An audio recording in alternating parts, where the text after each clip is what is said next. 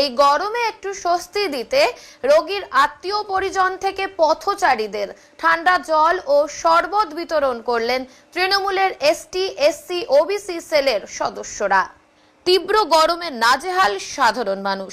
এই গরম থেকে একটু স্বস্তি দিতে জলপাইগুড়ি মেডিকেল কলেজে রোগীর আত্মীয়দের পাশাপাশি পথচারীদের ঠান্ডা জল ও শরবত বিতরণ করলেন জলপাইগুড়ি তৃণমূল কংগ্রেসের এসটি, এসসি, ওবিসি সেলের টাউন ব্লক কমিটি।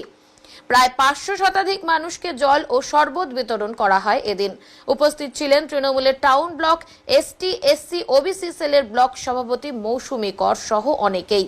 মৌসুমী কর জানান, তীব্র গরমের কথা মাথায় রেখেই সাধারণ মানুষকে একটু স্বস্তি দিতেই এদিনের এই উদ্যোগ।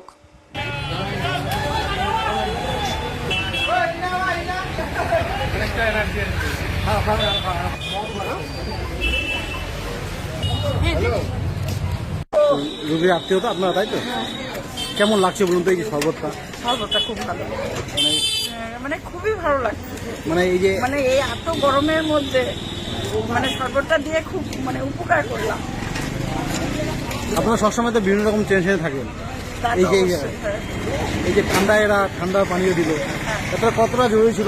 আপনার পাশাপাশি আরো এরকম কি বলবেন এদেরকে? এদের ধন্যবাদ দিচ্ছি। কি নাম আপনার? নাম? আমার নাম সঞ্চিতা মুখার্জি। কোথায় বাড়ি আপনার? ক্যাকাটুলি।